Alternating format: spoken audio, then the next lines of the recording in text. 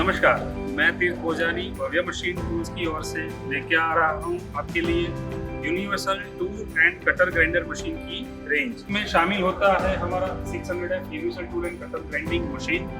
उसके बाद आएगा MRQZ5 gun drill grinding machine. उसके बाद आएगा हमारा MRQ2 tool end cutter grinding machine, जो एंग्रेविंग के लिए ज़्यादातर यूज होता है। अभी मैं आपको एक्सप्लेन करने जा रहा हमारा 600F universal tool end cutter grinding machine, जिसकी क्या खास फीचर है, क्यों ये मशीन को लेना चाहिए, वो मैं आपको आगे दिखाता हूँ। ये मशीन की मैं टेक्निकल स्पेसिफिकेशन की बात करूँ तो 550 वॉट की इसकी मोटर है, जो 2800 RPM चलेगी।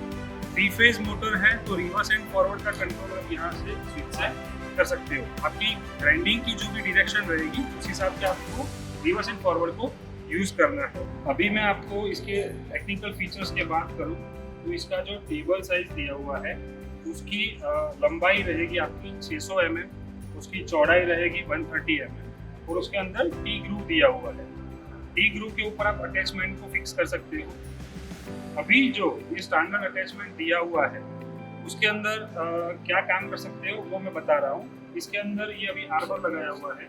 आर्बर के ऊपर आप हॉबिंग टूल की जो कटर रहती है वो यहाँ पे लगा के उसको ग्राइंडिंग करने के लिए लगा सकते हो। उसके सिवा जो मिलिंग मशीन में जो साइड एंड फेस कटर लगती है उसको यहाँ आर्बर के ऊपर माउंट करके आप ग्राइंडिंग के लिए ले सकते हो। और उसकी जो इंडेक्सिंग रहेगी, इंडेक्सिंग के लिए यहाँ पे ये प्लेट दिया हुआ है।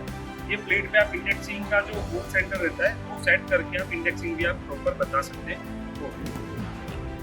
इसका जो एक्स एक्सिस और वाई एक्सिस का टेबल का जो ट्रैवल रहेगा वो एक्स एक्सिस में आप ये लीनियर पे मूवमेंट रहेगा, क्योंकि ये ग्राइंडिंग जो भी आपको करना है वो लीनियर के ऊपर रहेगा।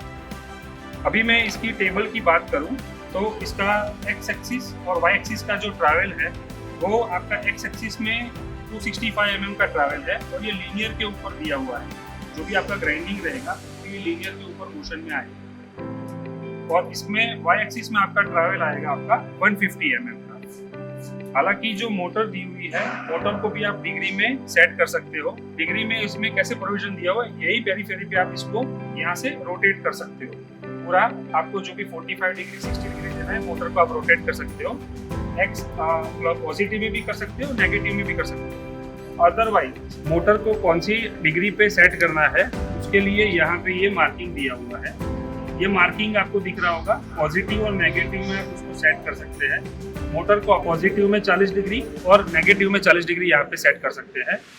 इवन यही पेरीफेरी के ऊपर मोटर को यहाँ से एक्स और वाई में जो भी डायरेक्शन में आपको चेंज करना है तो वो भी आप डिग्री में करेक्शन देख सकते हैं। मोटर को अपलिफ्ट करने के लिए यहाँ से ये हैंडल दिया हुआ है, ठीक है। इसके लॉक को हम रिलीज करेंगे और उसके बाद ये रोटेट करेंगे तो अप एंड डाउन का आपको ऑप्शन भी मिल जाएगा। अप एंड डाउन में आपको टोटल कितना अप एंड डाउन मिलेगा, वो आपको टोटल मिलेगा 150 mm। मशीन में फीड में जो एक्यूरेसी रहेगी वो 0.02 mm में फीड में एक्यूरेसी रहती है। मिनिमम फीड आप 0.02 mm दे सकते हैं। अटैचमेंट में वर्केबल डायमीटर कितना रहेगा, तो यहाँ से इसका सेंटर डिस्टेंस के हिसाब से आप मैक्सिमम 250 mm के डायमीटर को ग्राइंड कर सकते हैं। यहाँ से आपको टेबल को टिल्टिंग में करना रहेगा तो 0 से 15 डिग्री तक आप टेबल को टिल्ट कर सकते हैं। अटैचमेंट को आप पूरा 360 डिग्री घुमा सकते हैं और यहाँ पे उसका मार्किंग दिया हुआ है। उसके सिवा उसको रोटेशन करना है तो यहाँ से ये लॉक ओपन करके ये पूरा 360 घूमेगा। अटैचमेंट में रिलीफ एंगल देना रहता है, उसके लिए यहाँ से पॉजिटिव और नेगेटिव 35 डिग्री के लिए मार्किंग दिया हुआ है। पिलर को आपको डिग्री में करना रहता है तो यहाँ पे डिग्री मार्किंग दिया हुआ है। 60 डिग्री आप रोटेशन कर सकते हैं। मिनिमम फीड 20 माइक्रोन रहेगा अप एंड डाउन के लिए भी। अभी ये जो स्टैंडर्ड अटैचमेंट मशीन के अंदर लगा हुआ रहता है इसको हम बोलते हैं 50H एंड C का कॉम्बिनेशन, 50HC। अभी मैं आपको 600F के अटैचमेंट जो है उसको एक्सप्लेन करने जा रहा हूँ। फर्स्ट अपना अटैचमेंट है, उसका नाम है 50K। सेकंड अटैचमेंट है उसका नाम है 50D। थर्ड अटैचमेंट जो है उसका नाम है 50E।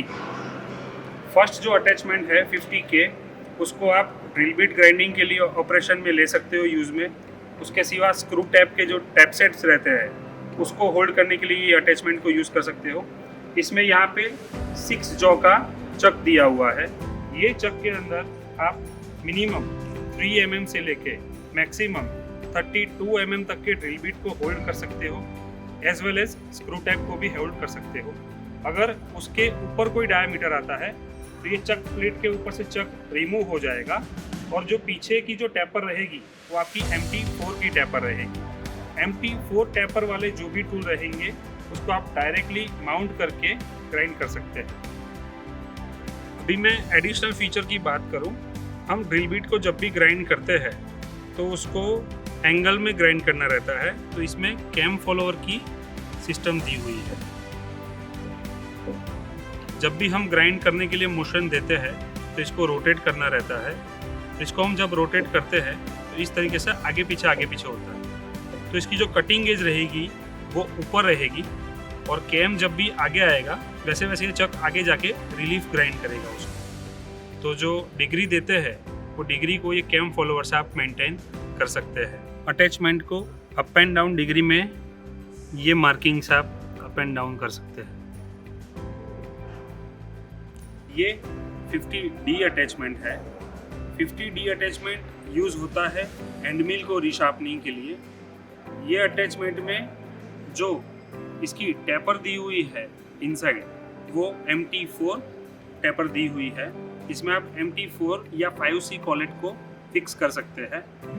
ये अटैचमेंट का यूज़ होता है हैंड मिल की face as well as spiral fluid OD को ग्राइंड करने के लिए।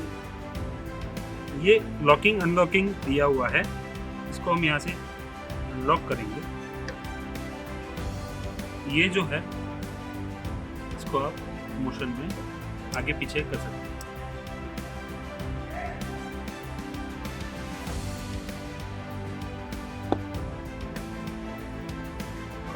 जब भी आपको हैंड मिल की OD ग्राइंड करनी हो तो ये स्टाइलस को कोई भी एक फ्लूइड में लॉक करके ये मोशन को फॉरवर्ड में देना रहेगा।